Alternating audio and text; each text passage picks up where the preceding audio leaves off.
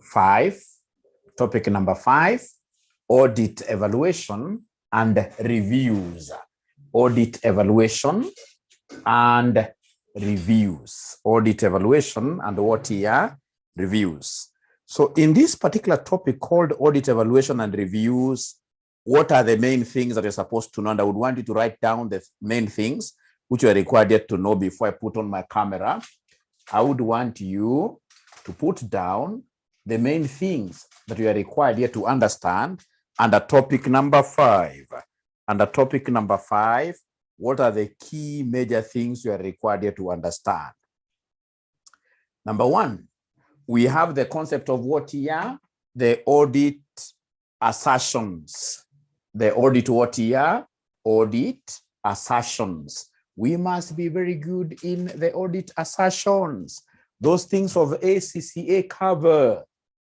We really have to evaluate them so seriously for us to be able to come up with an appropriate opinion. Appropriate audit opinion. Great. What else do we need, ladies and gentlemen? Under this particular topic here, we also need to be very good at what we call subsequent events. Subsequent events. We must be very good at subsequent events. Subsequent events. Is there anybody who knows what subsequent events mean? Even before I teach you, guys must be knowing subsequent means coming after. Subsequent means coming after. We have to be very good in terms of going concern. Going concern never misses in your exam. The going concern assumption. Then we have this 5.4. We know that related parties have really taken down many organizations, related parties. Who are related parties to a company? For example, when I want to audit company ABC, I have to look at the various related parties. For example, does it have a subsidiary? Does it have an associate? Does it have a joint venture, right? Who are the key management staff? Those are related parties. Do they have, for example, a pension scheme? If they have a pension scheme, that is a serious related party because most directors have really used these pension schemes and the other. For example, you get some organizations running circles within their firms. Those are avenues of fraud. Those are related parties we need to be monitoring very keenly, like what we are told with these related parties. For example, the key management staff. Every year, key management staff, the directors, if the directors of Safaricom have to realize them, have to disclose them, and the related parties, and I'll be able to show you today how it discloses them. Tell us in this case here, how much they earned, how many meetings they came for, etc. Related party is very important. Ladies and gentlemen, I have to teach you how to draft the management letter, management representation letters. Very, very important. Then we have the group audits. Group audits rarely misses. Under group audits, you are required to understand who is a group auditor. This group auditor may not be the one who will be auditing the subsidiaries. The subsidiaries in this case here have a right, they are independent companies, they can choose whomever they think is fit to be their auditor. So we shall be having what we call a group auditor, and then we shall be having number 2, the component auditors. The component auditors, although in most cases, group auditor may end up in this case here, auditing subsidiaries. So if somebody comes and tells you, you know what, I'm auditing this subsidiary, you'll not say no. As a group auditor, what I'll be concerned with is the qualifications of the component auditor. How independent is he, right? When I ask for information from him, is he able to cooperate? So I have to teach you how to carry out group auditing. Group auditing is very important. Ladies and gentlemen, we have the analytical reviews, the ratios, assessment of the trends, etc. And then we have evidence and the testing considerations. How do we collect this evidence, etc. We have the use of work of others, like the internal audit, the experts. Of course, auditing, ladies and gentlemen, is quite a wide area. There is no way I'll be able to carry this auditing alone. There are things that I may not be having expertise of. If, for example, I would want to value a company's premises, I don't have that expertise. I may need a valuer. I'll be relying on evidence collected by who? The internal audit.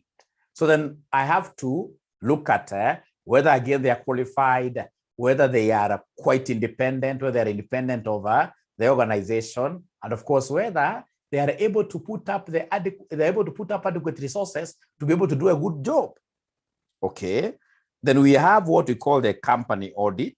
Company audit is very important. And then we have lastly 5.11, the role of audit committee in the audit process. This rarely misses the concept of audit committee. So ladies and gentlemen, I would want in this case here to help ourselves here by really going very fast in this and looking at what basically we call the low-hanging fruits.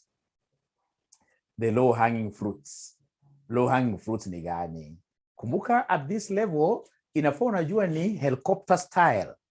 Helicopter style means you are getting the key stuff, right? Key concepts, and then know how to apply them in your exam. It's not about cramming. Cramming was in the earlier level, the intermediate level. This is an applications level. Like now when we talk of subsequent events, you're supposed to understand what they are and how do you apply them in real life situations in your audit work. Great. So please let me know whether you are able to see this young, beautiful lady here. Are you able to see some young, beautiful lady here?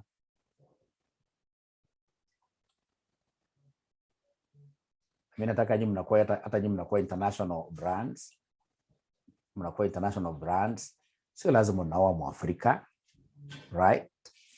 Be an international person. Sio lazima uolewe na Mwafrika. Be an international person. So they're not telling me that they're able to see my screen. That is, I can see you understand my yes. Great, great, great, great. Yes, great. Now, ladies and gentlemen, I would want us to tackle a few areas here. So we shall be able to look at the going concern. We shall be able to look at related parties. We shall be able to look at these written representations, subsequent events. Subsequent events are very important for me. Let's start with related parties. Related parties, page number 93. You have this book already. You have this book with yourselves. Page number 93, related parties, your relatives, related parties. Related parties wanaharibu biashara sana. Ni kama sasa ukianza biashara, halafu unaweka watu wenu peke yake ati ndio wana kwa top management. Itakuwa international disaster. Itakuwa international disaster. Utalose, kutakuwa na high staff turnover, etc in a group audit. Great. Here, related parties, chapter 20. So are we ready to start? Are we ready to start? Are we ready to start? Are we ready to start? Now, ladies and gentlemen, when they mention this particular terminology, related party, which also comes in your AFR theory, when they mention the words related party before I introduce, what comes to your mind? Who are related parties? Who are related parties? Who are related parties? Who are related parties? What comes to your mind? Somebody is very good in Googling. What is a related party in your own understanding or from Uncle Google? Who is a related party? I'll reshare the book, no problem. I will reshare the book. Okay. Who is a related party? Nakwambia ni high level. It's high level. I don't want to see my AAA students cramming. No. No. And then today I'll also give you a secret of passing this paper round 1. I don't want us to pass this paper round 2. No. It's round 1. We put it down. I'll give you a secret. Parties involved in a similar transaction? No. I'll not take that one, Nelly. I've never done that. This week has been crazy. has been crazy to me, but from now today up to Tuesday, yours faithfully, yours faithfully, yours faithfully. Great. I expect you guys, this related party is a person or an entity that is related to the reporting entity. A person or an entity that is related to the reporting entity, to that entity whose financial statements you are auditing. The reporting entity, the reporting entity, the reporting entity. Sija understand Lucy anasema namna gani hapa. Sija understand Lucy anasema namna gani hapa. The people who share blood relationships, I love that, but not in the context of a company. A company has got also its own relatives. Who are its relatives here? Who are the relatives of these companies? And why should we study about them? Why should we take time as auditors here to understand relatives of what here? A company, because of what here? Theft. These are the number one suspects when it comes to what here? Stealing. These are the number one suspects when it comes to crazy. Yeah, this week was a crazy one.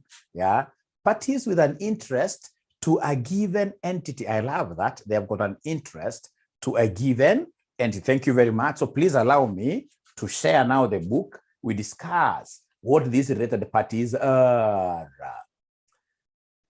Now we are told here, related parties can pose real difficulties for auditors because it can be very difficult to detect the relationship and the related party transactions. It can be very hard. Certainly, the letter of representation sent by directors to the auditors at the end of the audit would make reference to the fact that either there were no related party transactions or that all have been done what here? Disclosed. Ladies and gentlemen, remember that related parties is a serious matter. And really, as an auditor, it is not my responsibility to identify related parties. No, this is the responsibility of who? Of directors. That is why the directors have to commit themselves in writing through what we call representation letters. They have to tell the auditor that these are our related parties. And this is the business that we had between what here? Related parties. So we are saying something very important, that yes, I would also be putting in some checks to discover some abnormalities in terms of what are these relatives. But it is not my major duty. It is the duty of the management of a company. It is the duty, responsibility of the directors of a company to disclose what we call related parties, and they have to put that down in writing. They give you that information in writing. Very important for us to be able to appreciate that from the word go. From the word go. Ladies and gentlemen, so we are told here that,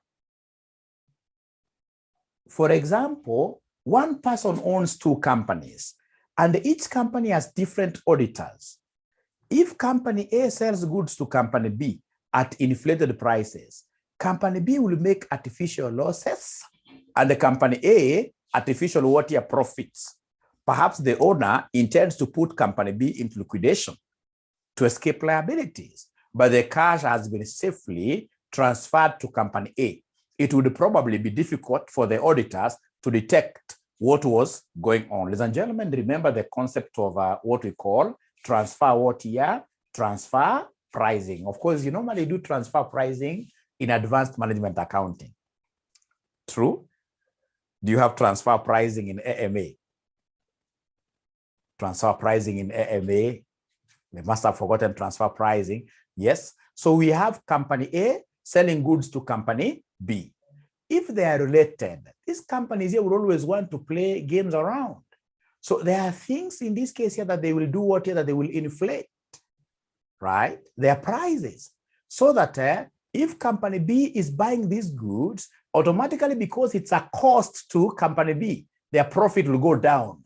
Remember, we normally use transfer pricing here to shift profits between what here jurisdictions, different jurisdictions. If, for example, ladies and gentlemen, we happen to be having like a subsidiary in one of these tax havens. For example, we have a subsidiary in one of these tax havens. Is there somebody who knows the concept of tax havens? Could you kindly give me examples of tax havens? This came some time back in taxation. Countries that are tax havens. Is there somebody who can remind us? They're saying Netherlands, Cayman Islands. Rogers, look at the spelling of the word Cayman. Cayman Islands. Mauritius. Mauritius. It's good you happen to know about these tax havens, because I would want you, ladies and gentlemen, once you become so rich, you must get away of also taking some of your monies where they are. Russia, they're saying Russia is is a tax haven. So we would want to shift most of our profits to tax havens because of the tax advantages like that, which are there.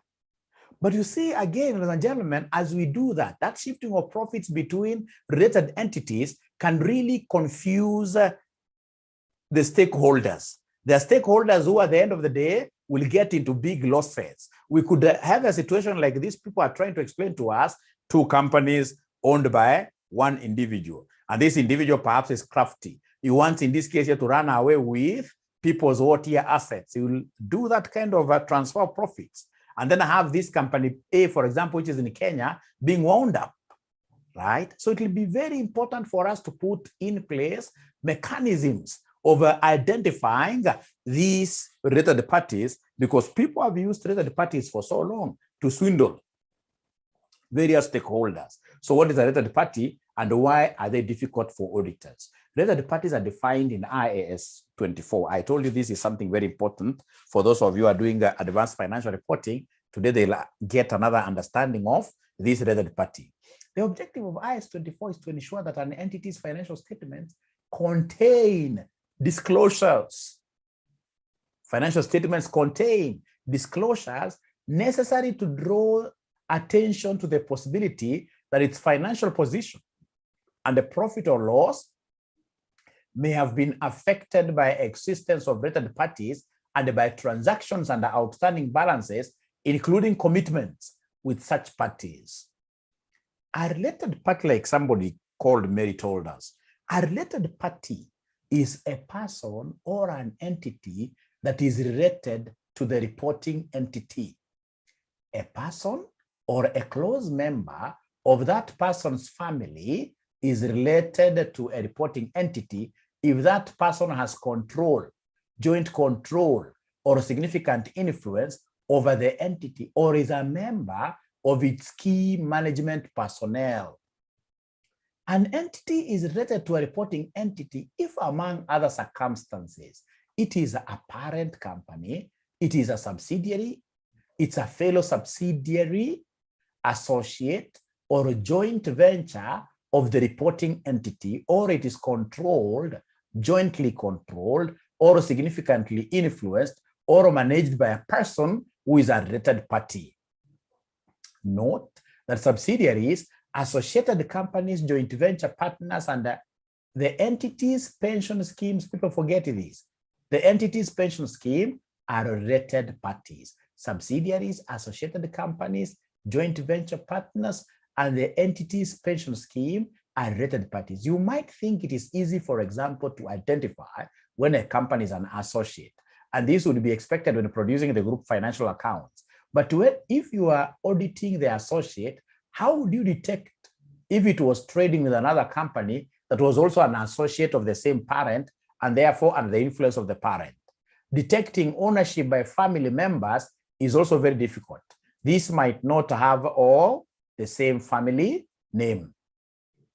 Particular problems arise. Listen, particular problems can arise if the transactions between the related parties take place without charge. You are being given things for free. For example, simply moving inventory from one party to the other without any accounting entries will distort profits. Number two, related party transactions are buried amongst normal transactions without you disclosing. There are parties that the auditor is unaware of, complex group structures can make identifying related parties very difficult. Management might try to conceal the relationships, especially when these directors are giving themselves like company vehicles, right? Somebody assigns their wives, in this case here, assets belonging to who? Assets belonging to a company. They would not want to disclose husband-wife relationship. Management simply might not know that certain transactions fall within related party rules. There is nothing illegal about a company trading with a related party. That is very normal. This happens all the time in groups. However, as described above, the existence of a related party transaction increases the chance that transactions are not normal, they are not at arm's length, or have been entered into to defraud other parties or to evade what here? Tax. Responsibilities. It is the management's responsibility to identify and disclose related party transactions. However, of course, this does not absolve the auditors from exercising professional skepticism or from trying to obtain evidence about the existence of related party transactions. If related party transactions are not identified by management or the auditors, there is an increased risk. There is an increased risk of, number one, fraud, unfair presentation, and then non-compliance with the law, especially tax legislation. Now we shall look at the audit procedures in a while, but I would want us to take like 3 minutes and think through what related parties are. What related parties are? What are related parties? How do you understand these now in your own language? If you're told here in your own language now, you're not Googling, in your own language. If you're asked here to define the term related party is in your own language, what will you tell us are related parties? Sorry for disturbing you a little bit here and there. It's normal.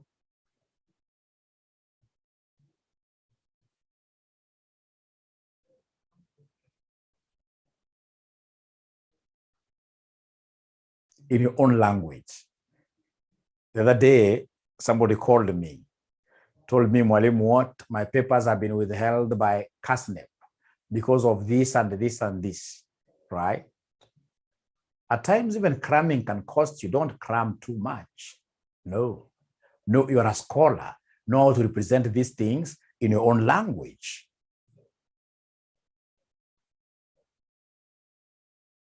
They're not talking to me. They're not talking to me. Remember, when you are defining this, I would always rather those students who even go ahead to give us what here examples of these related parties. Examples of these related parties. They're not talking to me. I do not know why. Okay. 2 or more parties that have a common interest.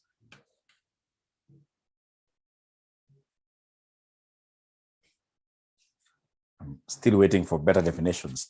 I would rather, in this case here, has an interest in an entity that gives it significant influence over the entity's related party. Parties that influence decisions of other organizations, company, parties with significant influence in a company. If I were you, I would have said, then parties here with a significant influence or which controls, right, this company. It is the entity that is rated with the reporting. It is the entity that is rated with the reporting entity. Any entity or person, that is related with the reporting entity automatically becomes who? Becomes a rated party. Any entity stroke person that is related to the reporting entity becomes a related party. For example, parties that significantly influence. For example, the parent company of this subsidiary, its own subsidiaries, associates, pension schemes. Those are what here? Related parties, key management personnel, their family members. If, for example, I'm a director at RCM, then my wife automatically is a related party to RCM College. My kids are related parties. If, for example, RCM Online College does business with them, then it has to do what it has to disclose in the financial statements that RCM Online College did this kind of business with Madam so-and-so, who happens to be the wife of this and this director. You have to disclose that RCM Online College did business with, for example, this entity that is a parent, did business with, for example, this entity, which is what here and so. It's all about disclosure. It's all about disclosure.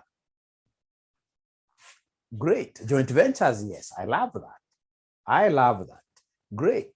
Now, ladies and gentlemen, then what will be the audit procedures that you will, ladies and gentlemen,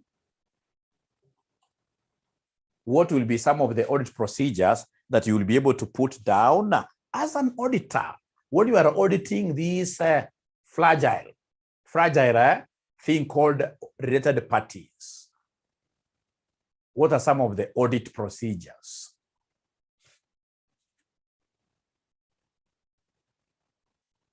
Some of the audit procedures that you'll have to put down, that you'll have to undertake to ensure that you really do justice to the auditing of related party transactions.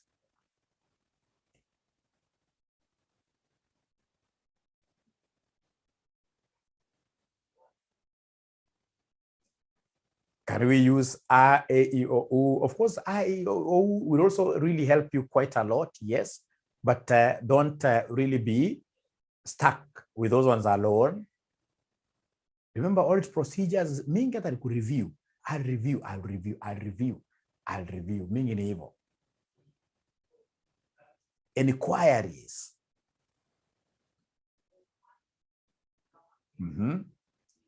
No. Audit planning is not a procedure. Audit procedures. Identification of what? Do you call them into a parade? Alex.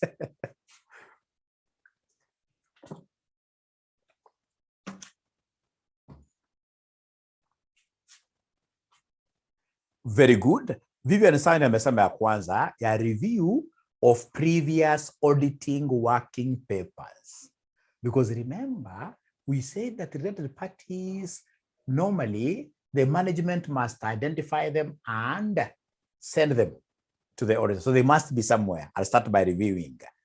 Risk identification, apana.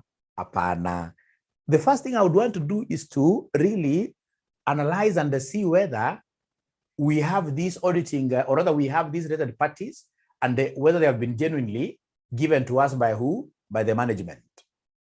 Victor unajua sana.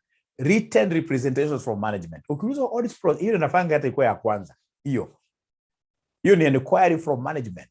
Unaandikia barua, unaambia you want to know whether they are related parties. So written representation from management, andika namna hiyo. Aha.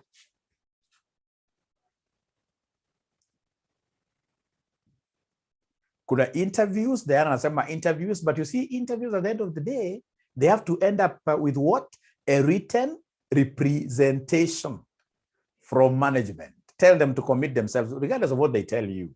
Remember, we don't really believe in oral evidence.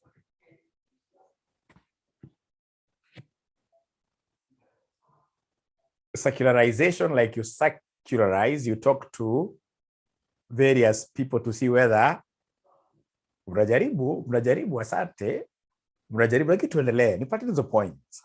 The audit procedures.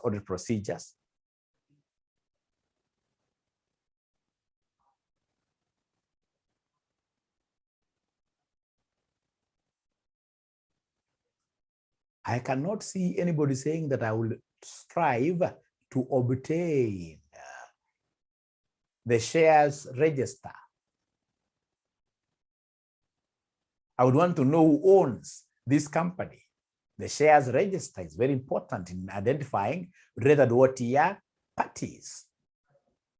Yes, like reviewing a correspondence with legal representatives. That is very, very important. Yes. Legal representatives, yes. Any correspondence, yes. Of course, you'll at times get even people having taken each other to court, right? So when you take the lawyer's files, reviewing minutes, yes, that's very important. I'll take that. The board minutes, yes. The board minutes, I can easily get into. Thank you very much. Review the entity's income tax returns. Income tax returns, that can really assist me, yes. I can get to know a few things here and there.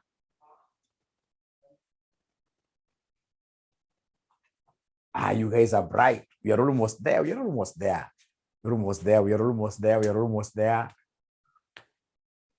Reviewing the internal control systems.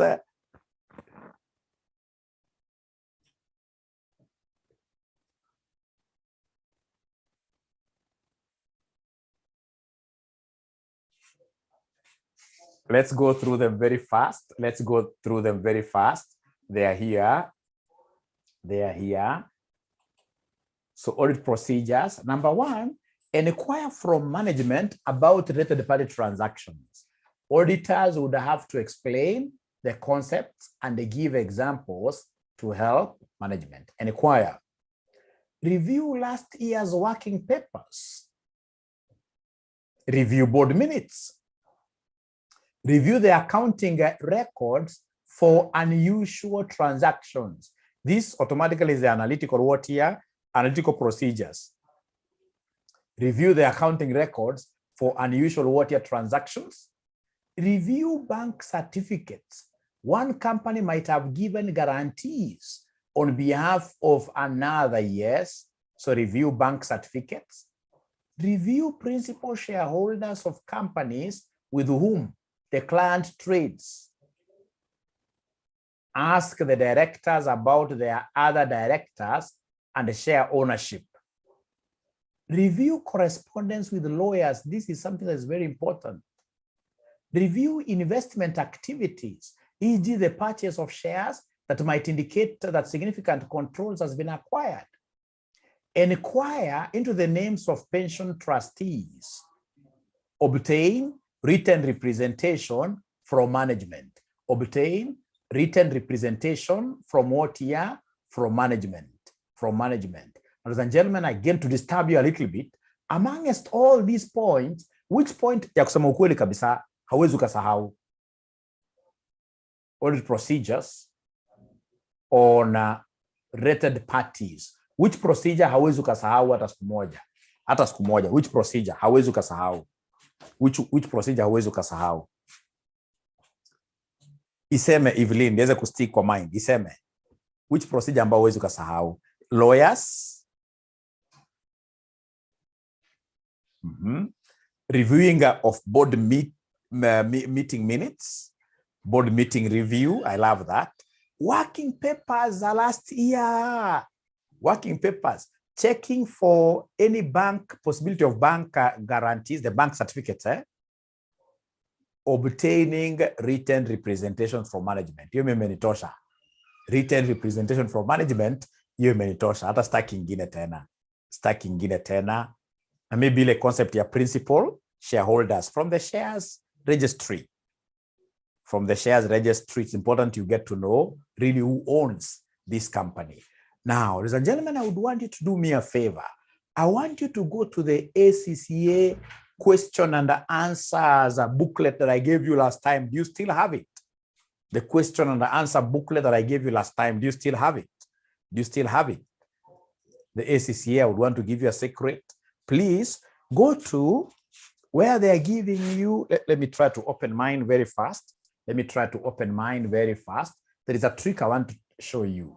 Once you know this trick, you can never get a fail in this paper. There is one that I gave you. Let me just check here.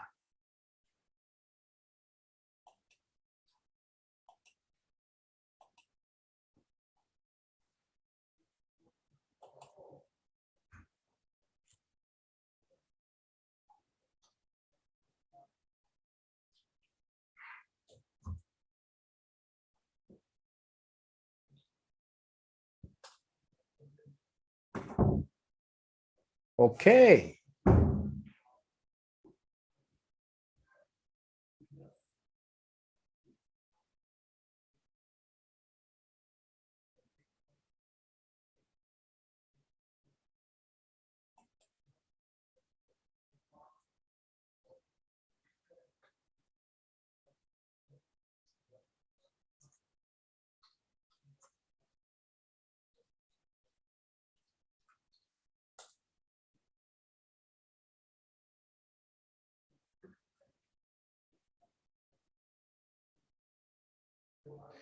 Hebu share kitabu kwa WhatsApp tena. Share kitabu kwa WhatsApp tena tuone. Please share kitabu kwa WhatsApp tuweze kuona.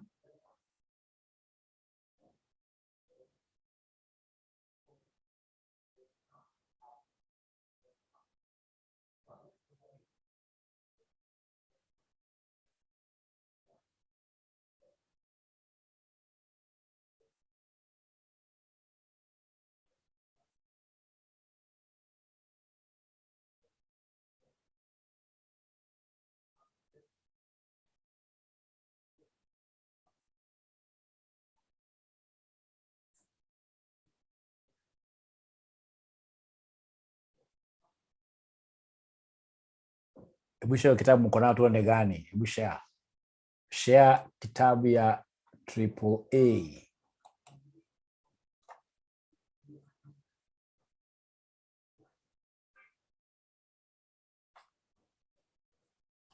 Ya question and answer.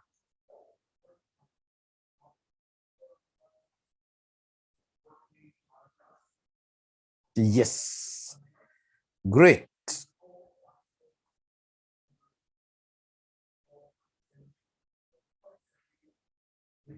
Hii kitabu ukiwa nataka nikuonyesha, ukijua kuitumia, you will never get a fail kwa hii paper. Utapenda hii paper kwa paper zote sana. Haya. Haya. So let me open it.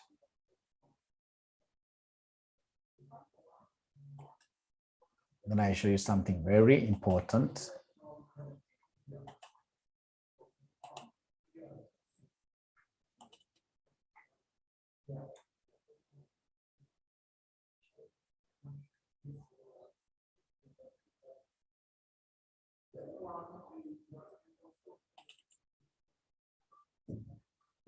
Haya, abracadabra. Mwalimu ndio yuko hapa. Please tell me whether you are able to see our mother. Are you able to see the face of our mother here?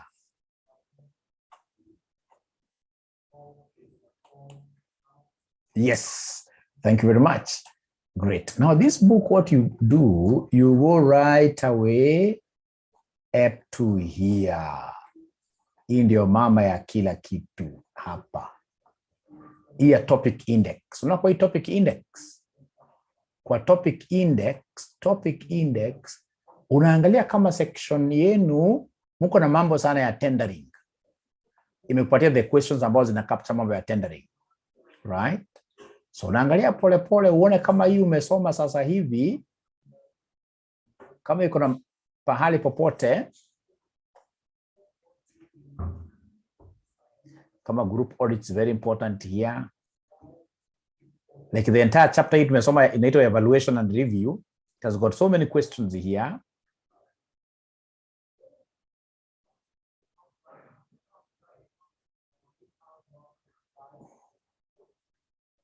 I'm trying to look for a related party. Ukiona haiko hapa, iko kwa ile ya lower. Iko kwa ile ya lower, kidogo dakika moja. Pana choka, nataka nipatie shortcut ya kupita kitu haraka haraka. Atafutae achoki, akichoka kesha pata.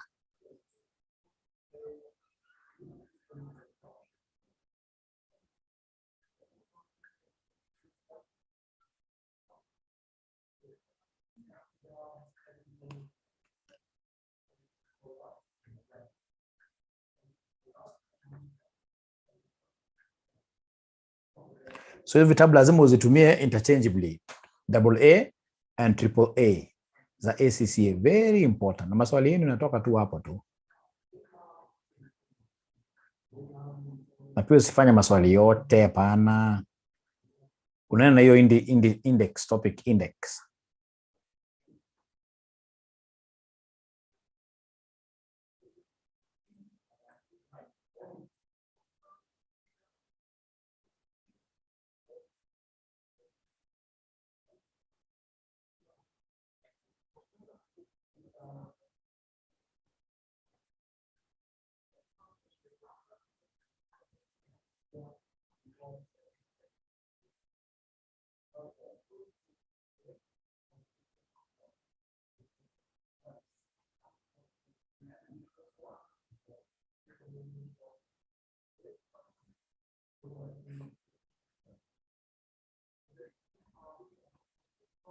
Dakika moja tu kidogo tu.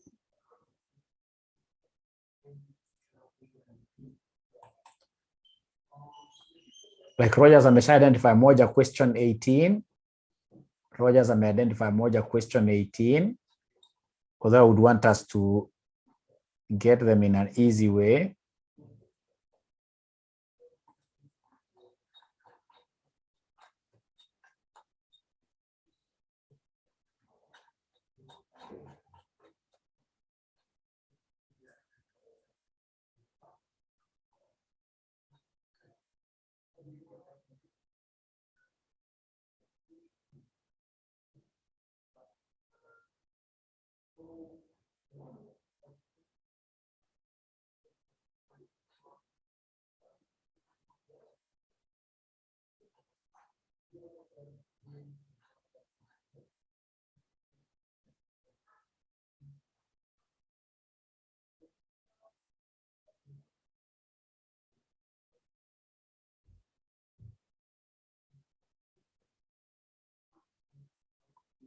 Now, like if you look at question 18A, discuss why the identification of related parties and the material related party transactions can be difficult for auditors.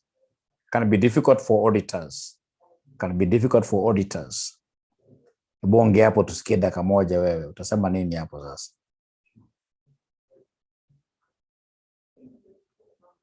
Utasema nini hapo? Discuss why the identification of related parties and the material related party transactions can be difficult for auditors. Utasema nini?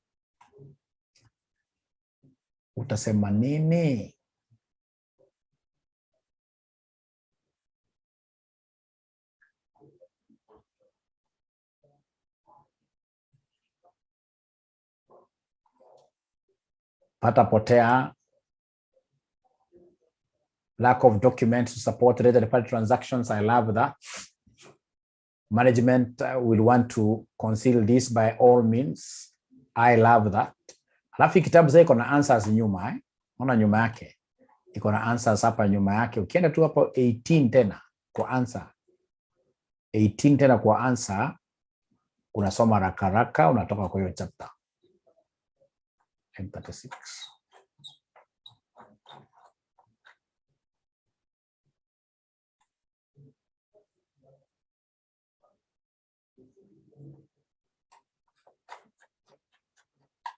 Okay, great.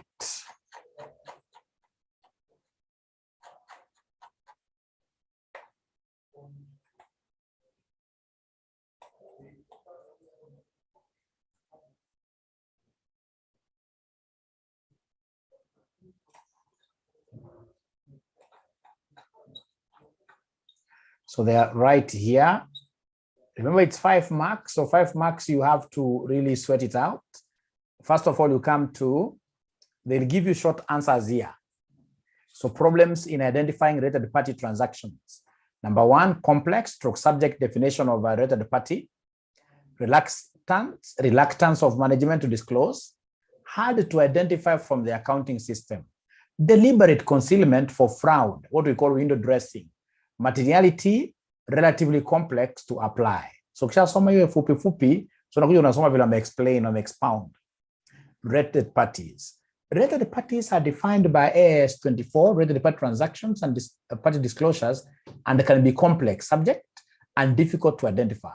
It's not always immediately obvious to management or the auditor whether a party is really related. For example, IS-24 states that a party is related to an entity when the party controls, is controlled by, or is under common control with the entity. Control may not always be easy to identify within a complex multinational group, or if the controlling party is a trust, it may be difficult to prove who, if anyone, controls it. There is frequently little or no documentary evidence of related parties, and so the auditor often has to rely on management written representations for their disclosure. If management wishes to hide a related party, it may prove difficult for the auditor to identify it through normal audit procedures. Related party transactions, management systems are not designed to distinguish related parties or produce a summary of their transactions.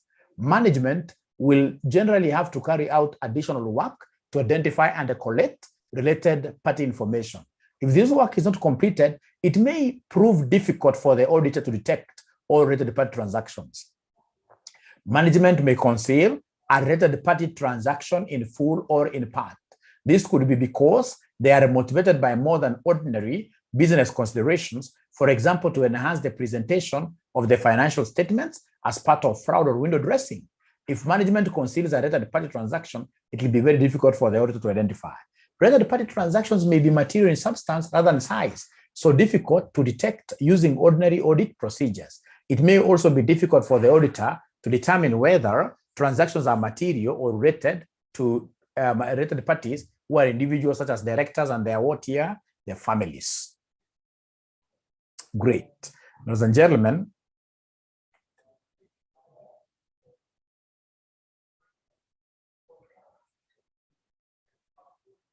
no, I'm not tired at all. I'm not tired at all. I'm not tired at all. I'm very much okay. Now, I can see what Rogers is telling us there. Rogers is telling us that there is a question from the past paper, CPA May 2021, question number 1. So I expect ourselves, ladies and gentlemen, to look at this question and post answers on WhatsApp. So then, ladies and gentlemen, this one is a homework, which I expect my students here to do. CPA May 2021, question number 1. Now, listen and listen to me very well. I would want us in this case here to go and look at,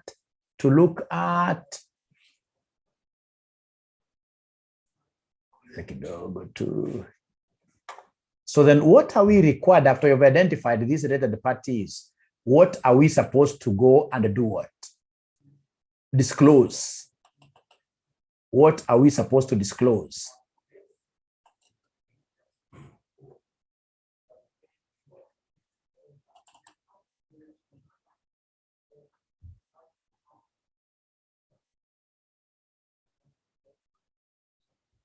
Okay, just 1 minute.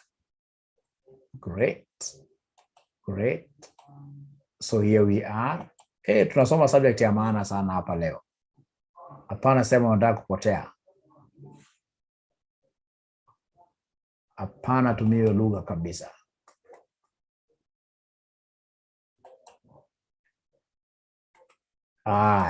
So here we are. Now, ladies and gentlemen, ukiangalia vizuri hapa, tunaambiwa disclosure requirements in the financial statements regarding these related parties. Now listen, disclosure requirements in the financial statements.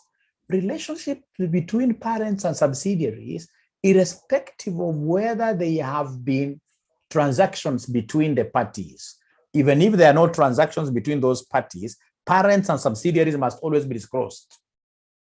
Compensation to key management personnel, including short-term, post-employment, and termination benefits and share-based payments. Zile mnasoma kwa AFR, hiyo lazima always ionyeshe.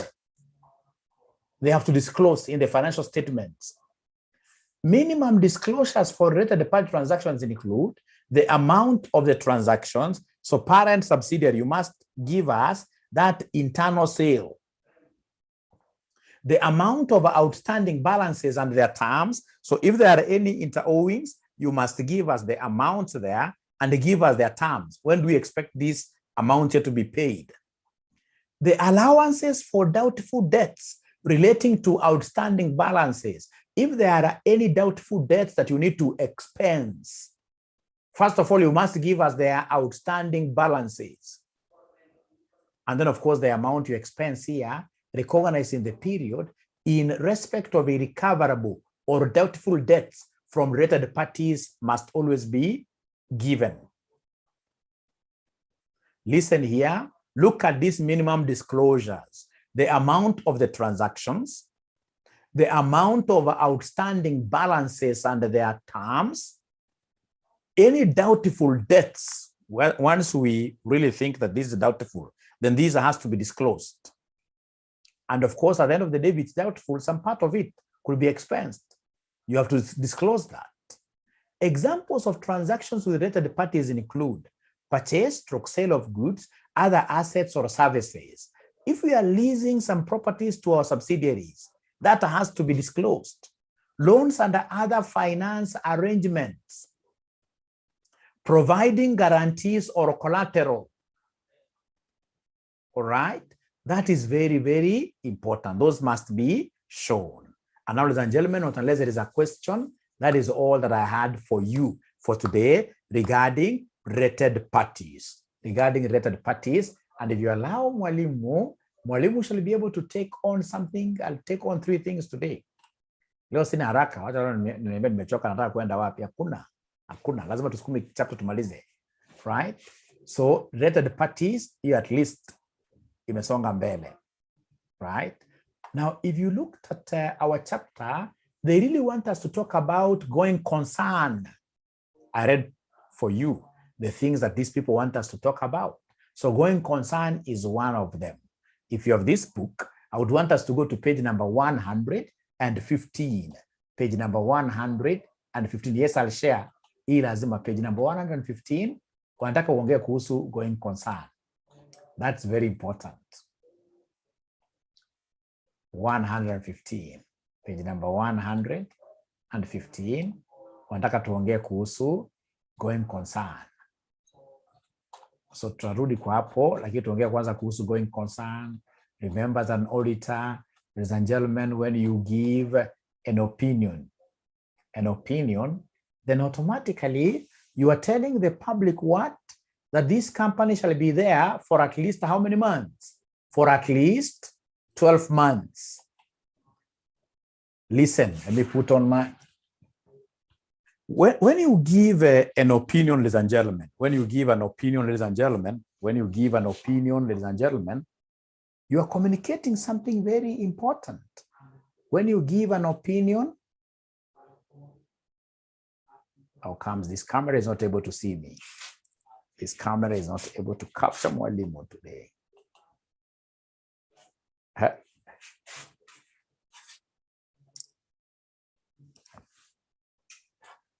As an auditor, you've gone ahead and you say, ladies and gentlemen, that you are giving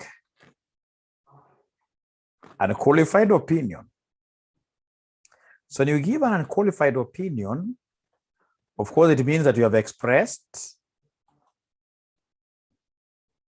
Just a minute, I have to fix my camera.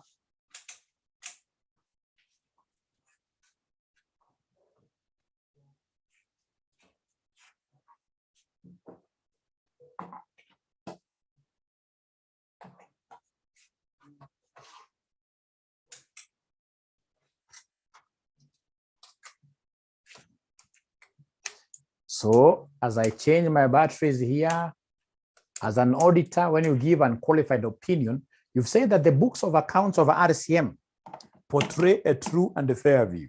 No problem. It means that you are also giving some kind of a guarantee that this organization will be there in the future, where your future, yes. So you're saying that we have given RCM Online College a qualified opinion. So basically we are telling these stakeholders that RCM Online College, books of accounts are okay. The financial statements are okay. And again, at the back of that, this company's going concern is okay. It's not under threat. It shall be there At least for how many months? You are giving them a guarantee, kind of a guarantee that it shall be there for a period which is more than what year, 12 months in the future. Remember the case of PwC versus Uchumi. PwC gave an qualified opinion to Uchumi. What happened down the line? 3 months down the line, the company went under. All right. So of course, you guys are quite aware of what happened. The auditing firm was taken to court. But as you are aware, most of our judges do not have, especially the accounting concepts at their fingertips. Anytime, any case, just go to our commercial courts. You'll see how these people struggle with debit and credits. And that is why, if, for example, you go to the US, the judges over there are CPAs, because most of the legal matters are what? They're financial in nature. They're accounting in nature, businesses going under, etc. So, of course, PwC won the case. But at the end of the day, if you listen to it very well, it was just an issue to do with what the judges. Because as an auditor, when you give an opinion, you're also telling us at the end of the day that this organization, a good opinion that is, you're telling us at the end of the day that this organization will be there for at least how many months? 12 months. Remember also that it is not your responsibility to check on these going concern issues. It is the responsibility of management. It is management through a representation who have to tell you that, you know what, this company has got no issues. So my role as an auditor is to audit what they tell me. My role as an auditor is to put in procedures that will be able to enable me gather sufficient, appropriate audit evidence to be able to support my argument regarding what here going concern, regarding going concern. Now listen, this is just a 5 minutes thing. This is a 5 minutes thing. Here taina maneno mengi, going concern. Wanasema going concern, if a material uncertainty exists, which is adequately disclosed in the financial statements, the auditor is required to draw the attention to the related disclosure in a separate section of the auditor's reported headed what year material uncertainty rating to going concern. I know you guys are able to remember this thing. For example, what we call the key account matters, the key audit matters. Then you have got material uncertainty relating to going concern. So for example, we draw attention to note number 6 in the financial statements, which indicates that the company incurred a net loss of ZZZ during the year ended December 31st, 20X1.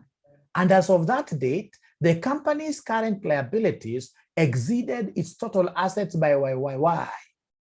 As stated in note number 6, these events or conditions, along with other matters as set forth in note number 6, indicate that a material uncertainty exists that may cast significant doubt on the company's ability to continue as a going concern. Our opinion is not modified in respect of this matter. I'm repeating again that if a material uncertainty exists, which has adequately been disclosed in the financial statements by the management, then the auditor is basically required to draw attention to this matter by doing an appropriate disclosure in a separate paragraph called MURGC, Material Uncertainty Rating to Going Concern. Generally, if the directors or the auditors think the company might not survive into the foreseeable future, there is a going concern problem. Foreseeable future is not defined, but under IFRS, it should not be less than 12 months from the end of the accounting period. They're talking about UK GAAP, which specifies that it should not be less than 12 months from the date of approval of the financial statements. Remember, it is for management to make an assessment of an entity's ability to continue as a going concern. The auditor's responsibility are to obtain sufficient, appropriate audit evidence, conclude and report. If the notes do not disclose the going concern uncertainty, the auditor must express a modified opinion because of inadequate disclosure means that there is an element of the financial statements that is not presented fairly. If there is no realistic possibility of the company surviving, the financial statements should be drawn up on a break-up basis. And if not, the audit opinion will most likely be what here? Adverse. Now, ladies and gentlemen, I would want you to listen and listen to me very, very carefully. If the management has been able to assess their going concern issue and realized, hey, we are not going to be there in the next 2-3 months. We are not able to honor our obligations. Our creditors are taking us to court. We shall not be there. So if the managers are able to assess their going concern status, they have found this going concern status of theirs to be wanting, and then they acknowledge that in the statement, or rather in the financial statements, in the notes, they acknowledge they've got a going concern issue. That's number one, they've acknowledged.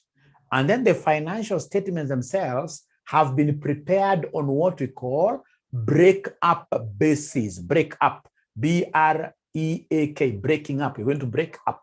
So two things. Number one, they have recognized there is a going concern issue. Right? And then number two, ladies and gentlemen, they have prepared their financial statements like they're going to blow up. They're going to break up. If that happens, as an auditor, I'm going to issue unmodified. I'm going to issue unqualified audit opinion. However, I must introduce what we call a new paragraph called material uncertainty regarding what you're going concern. And draw the attention now of the stakeholders. Tell them up there in the notes, the accounts, like we were told, note number 6, the directors are owning up that they have a going concern what here? Challenge. That they are creditors who have taken them to court and they are seeing the possibility, the probability of the case being ruled against the company being what here? Very, very high. Very high. So listen, I would want to repeat this because it's very popular in your past papers. Number one, for me to issue unmodified and qualified audit opinion regarding going concern, two things. The management must recognize, must disclose the going concern challenge in the notes of the accounts. Number one. Number two, the financial statements must be prepared on a breakup basis. Breakup basis means what here? You recognizing like all your assets at fair value, at market value. Like if you were to sell these things today, right? How much will we recognize? That is the value you shall be taking your assets at, and every other thing. It's called a break-up basis. If that happens, ladies and gentlemen, then no worries. But now, what if we have a disagreement? The management have done their responsibility. They've assessed the going concern of their entity.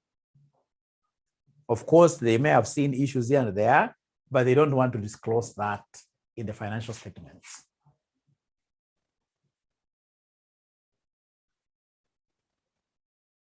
And as an auditor, when I look around, I can see thick. It's thick ahead, thickness ahead. These guys will not make it. So what I'll do, I'll first of all discuss this with management. Tell the management that, you know what, I'm going to qualify my financial statements. And depending on the magnitude of this uncertainty, if the uncertainty that is hovering around the company is quite material and pervasive, and the management doesn't want to recognize that, then I'll go ahead and issue what we call an adverse what? Adverse opinion. I'll go ahead and issue an adverse opinion, right? So it'll be very important for me to recognize those things. Now, ladies and gentlemen, listen and listen to me very well. Listen and listen to me very well. Listen and listen to me very well. We're learning something very important here, very practical here. So indicators of going concern, uncertainty as an auditor, this is very important for me.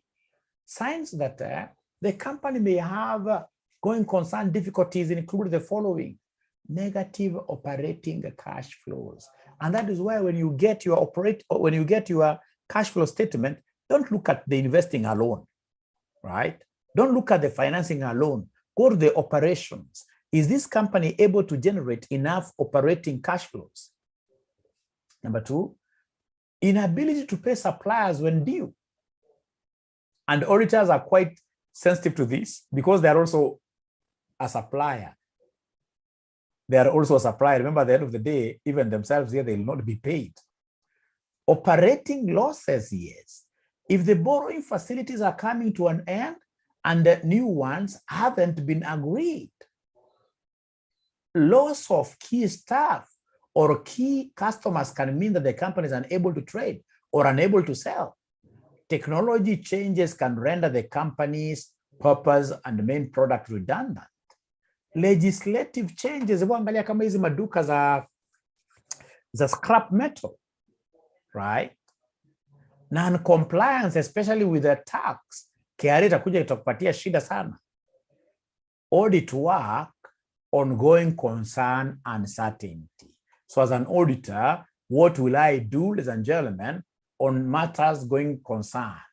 Number one is to evaluate the management's plans for future actions in relation to its going concern and whether the outcome of these plans are feasible and likely to improve the situation. Management watakudanganya sana. Watakwambia unajua sasa tunapanga hivi mwezi wa 9 tutafanya. So my role will be to evaluate all those assumptions and really see how practical are they. If, for example, this is a subsidiary of a parent company and the parent company is making promises, I'll tell the parent company to give me a comfort letter. It's called a comfort letter.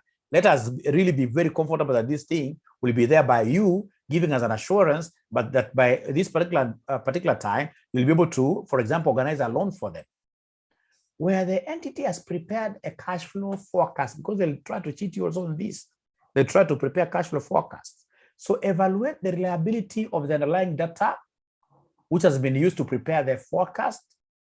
Determine whether there is adequate support for the assumptions underlying what. So here I'm testing two things, the data itself and the assumptions. Considering whether any additional facts or information has become available since the date on which management made its assessment. Management may have made the assessment, say 2 months ago. So I'll have to sit down and really look at what has happened between that time and now. Requesting written representations from management and whether where appropriate, those charged with governance regarding their plans for future actions and the feasibility of what year these plans. So audit work, ongoing concern, and certainly, ladies and gentlemen, there is quite a lot you have to do. These guys have given us just very few things. Very few things. If I want to assess going concern, I know this is the general responsibility of who? Management. So I'll be going through, for example, board minutes. I'll have to look at correspondences between the company and, or rather even the legal department. I have in this case here to look at the lawyers' files regarding what here this company as well. I have to do a lot of analytical procedures. Take financial statements of this company for the last 5 years, compute appropriate ratios, right? Because where going concern issues are, there'll always be a lot of what here creative accounting. There shall always be what we call window dressing. So all that I'll have to really consider. Great. Now, could you kindly go to that P7 paper and now look for a question on going concern? Look for a question on going concern before I tell you what we shall do next. Look for a question on going concern before I tell you what we shall do next. Go to that paper of ours.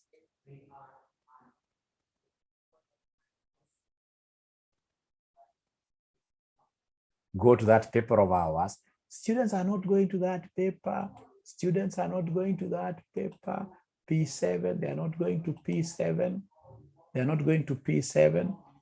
They are not going to P7. So P7, like that. You can even use control find.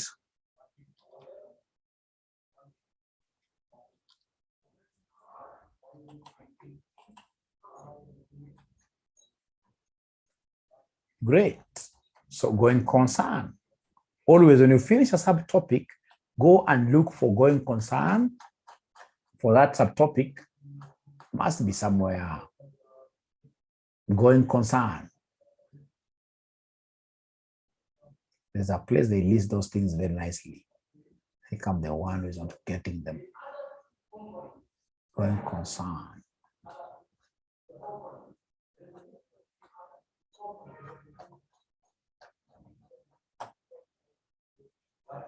So you look at ACCA, question 22, question 22. You look at ACCA and then you go to CPA past paper.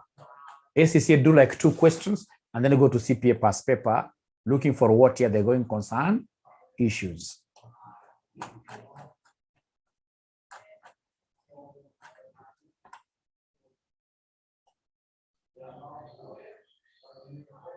And for ACCA, don't go for the short questions. No, always not after a longer question, the case study question, ndio zenu za.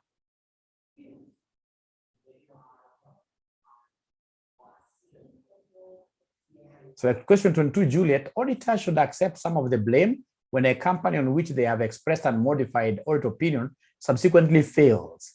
And they should also do more to highlight going concern problems being faced by a company. Required, discuss this statement. How many marks are they giving you? 8 marks. Yes, you kidogo. Yes, you kidogo. 8 marks. Wanafunzi wengi wa CPA hapo wataandika point 2. Alafu nakupigia simu nakwambia mwalimu tumenyorosha. Ikija inakuja upside down. Inakuja upside down. So I want us to reflect on that for a few minutes before we look at the answer.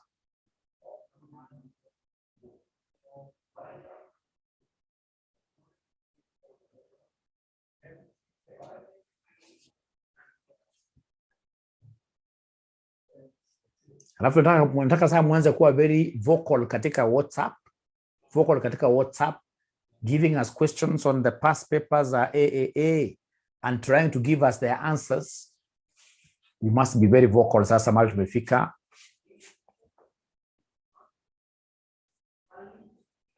Great. So question number 22 in the answers. Question number 22 in the answers. And most of your questions are here. The ones which are in your past papers, most of them are here in ACCA. A good student should be able to locate them very fast and remember this question was tested here. Okay, apricot, Juliet, it's here. So Juliet, they are giving you top tips. The first part of this question was difficult, and doubtless many candidates will struggle to make up 8 marks here. It's important to discuss questions that you plan your answer before you write it. If you don't plan, there is a danger that you'll change your mind about what you want to say while you're already writing. This will only waste time and will be unlikely to score marks. You need to plan your answer and divide your discussion into clearly structured paragraphs. Within each paragraph, you should aim to have an introduction, a point, and a conclusion. So they've given us discussion points here: management responsibility for risk assessment. Auditor should be aware of going concern issues. Auditor must not take on management role. Misunderstanding of roles of management and auditor. Auditor may be to blame if overlooked a fraud, stroke other matter. Financial statements contain disclosure on risk assessment. Users may not be financially literate. Auditors could make problems more visible and understandable. So nakuja unasoma answer na ndasoma mbio jameni. The concept of an expectations gap between auditors and the public is a key lens through which assertions such as this one can be viewed. The first part of the statement would appear to assert that the auditor is in some way responsible for the failure of a company. This is not the case. Those charged with governance are responsible for risk assessment and risk management. It is not the role of the auditor to become involved with the entity's risk management processes. Indeed, this could be deemed to constitute a management role, which would compromise the auditor's independence. However, it is true that the auditor should gain understanding of the client's business. This is a crucial requirement of the ESAUS. Amongst other things, It is necessary for an auditor to audit management's assessment of the appropriateness of the going concern assumption, for which a good understanding of the business risks faced by the client is necessary. The auditor must judge whether the going concern assumption used is appropriate. However, this is never a matter of cut and dried logic. It's a judgment based on assessment of risk. It is the nature of risk for there to be uncertainties, and it is the nature of judgment to contain elements of doubt.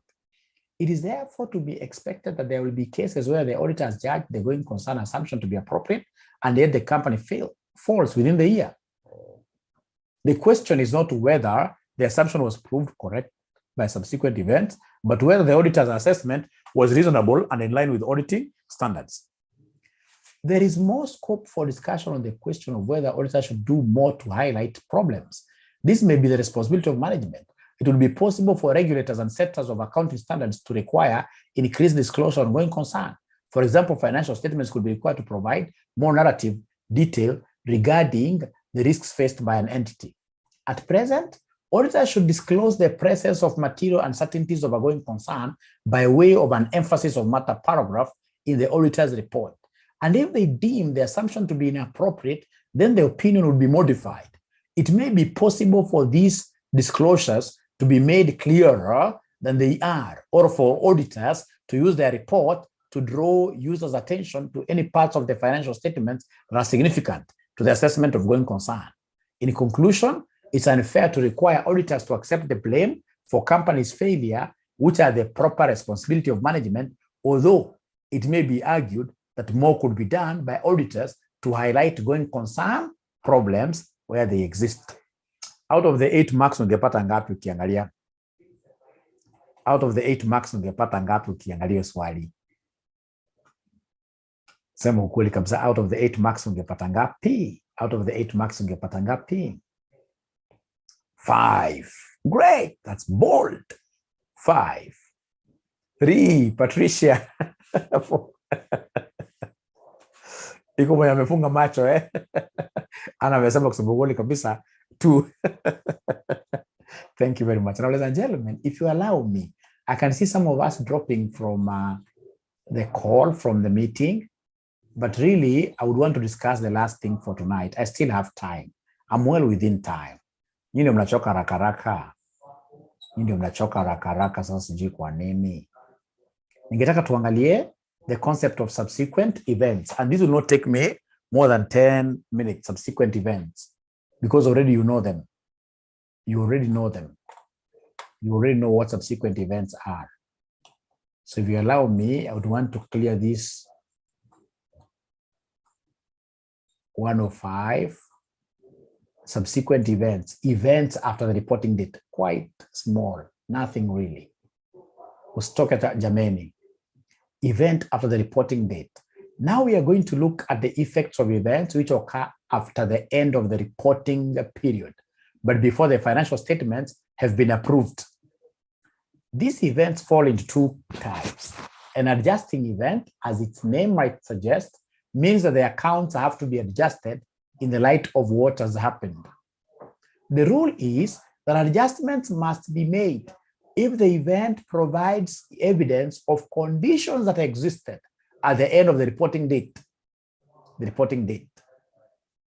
An example would be a major customer going into liquidation, let's say at the end of January. The year end was end of December. That event tells us that the receivable at the end of December was probably bad, and they should have been written off or an allowance made. It's very unlikely that the customer's financial position worsened so remarkably during January. What the liquidation tells us is that the customer was in the bad situation at the end of December, and if only we had known that then the receivable would have been written down. I want to explain this a little. I wasn't sharing,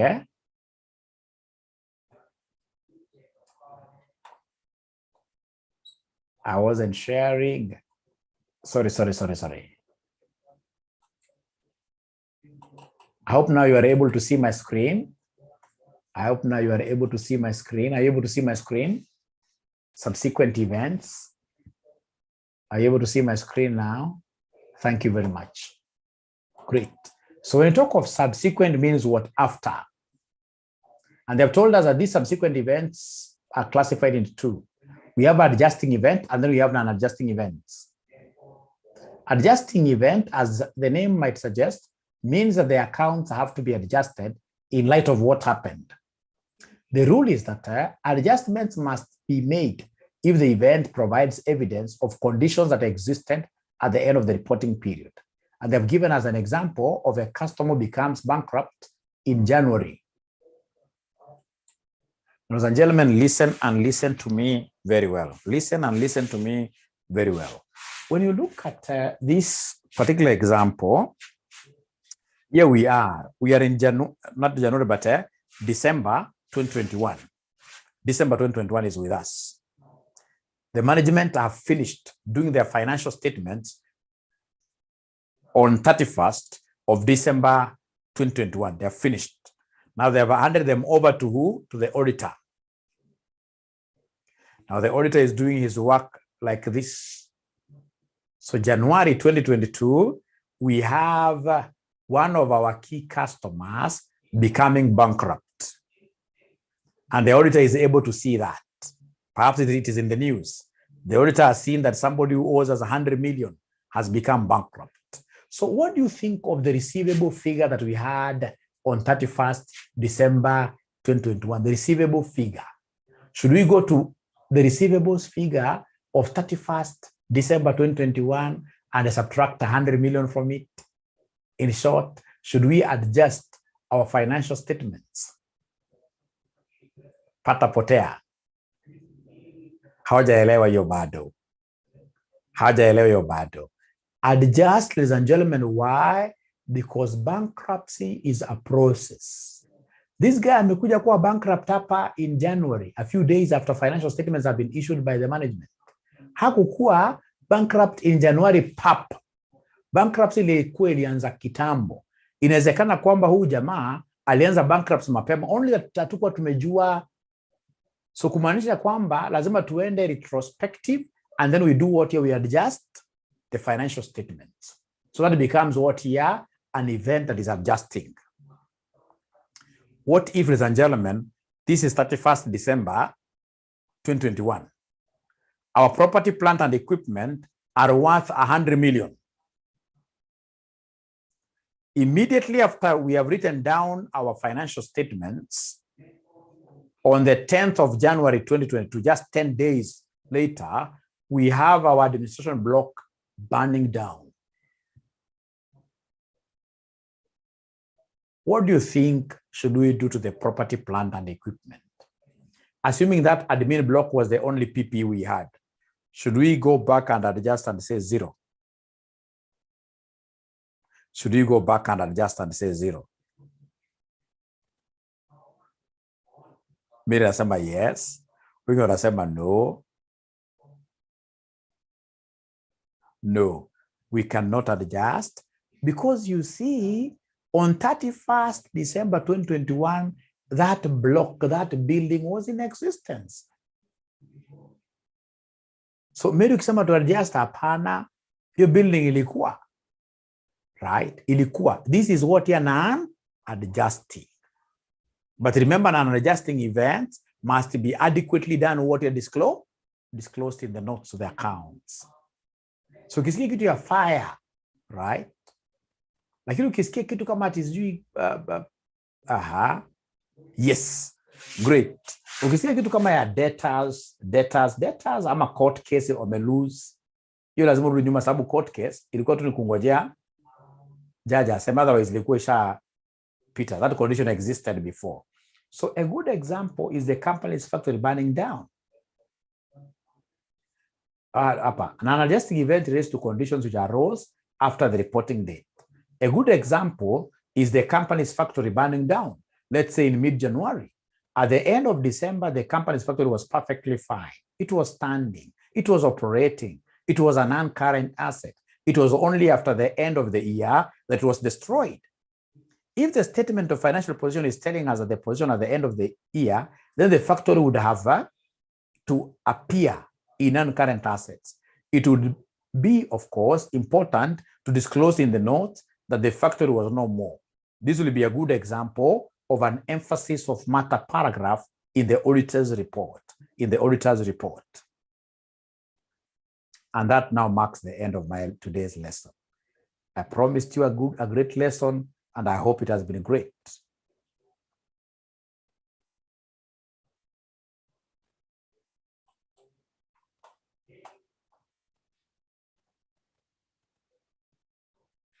Practical things that will make us, in this case here,